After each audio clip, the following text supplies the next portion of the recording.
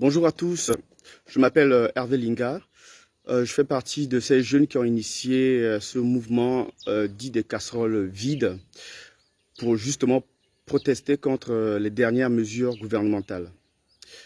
Alors, pour la petite histoire, je suis accessoirement secrétaire général adjoint de la Fédération PDG de France, actuellement en séjour au Gabon. Je soutiens donc la politique du chef de l'État depuis 2009. Et pour ceux qui me suivent un peu sur les réseaux sociaux, ils savent parfaitement que je n'ai jamais eu ma langue dans ma poche. Je soutiens quand c'est bon, je dénonce quand c'est mauvais. Et là, justement, c'est le citoyen gabonais qui vous parle.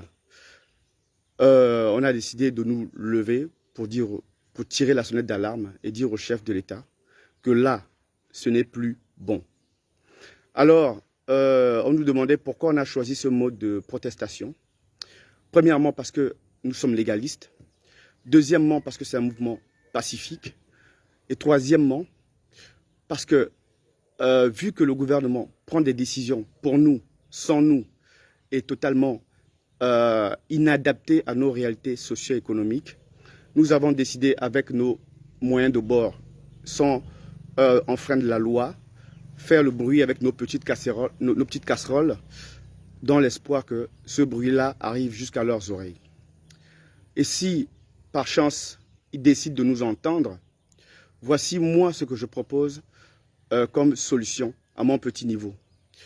Je vais rester essentiellement sur le plan médical et sanitaire parce que je suis aussi médecin et je laisserai les autres volets, notamment à Philippe Arsène-Ovono qui sera sur votre plateau tout à l'heure. Je disais, est-ce que vous savez combien de Gabonais sont morts chez eux ou ont failli mourir chez eux au-delà des heures de couvre-feu par manque de moyens roulants pour se rendre à l'hôpital? Plusieurs Gabonais.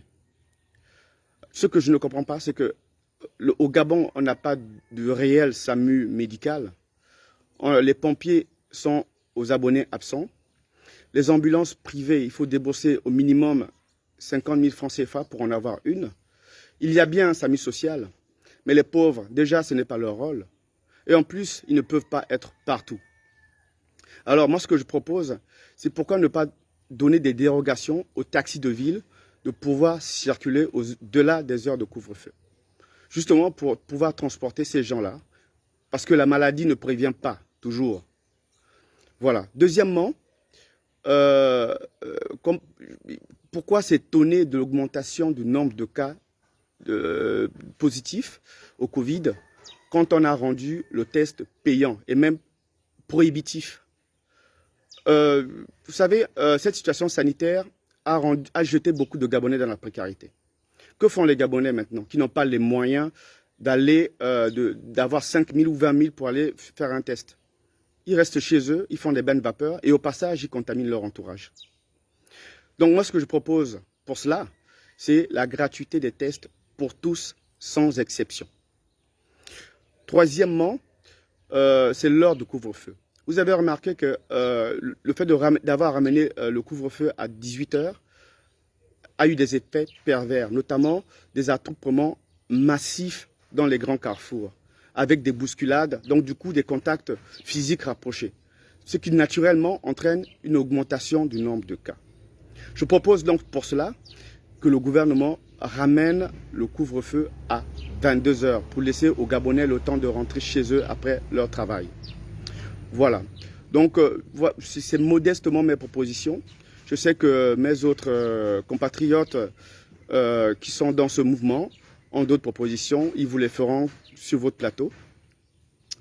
Pour finir, pour ne pas être long, je tenais à préciser ceci. C'est un mouvement citoyen pacifique. Nous disons non avec la plus grande vigueur à toute récupération politicienne. Nous ne voulons pas voir de jeunes Gabonais dans les rues ou encore, comme je l'ai vu hier, aux 3 quartiers, bloquer des rues avec des poubelles. Nous disons non, non, non et non. Voilà. Écoutez, je vous souhaite bonne émission et Hervé Linga depuis sa province natale. Salut.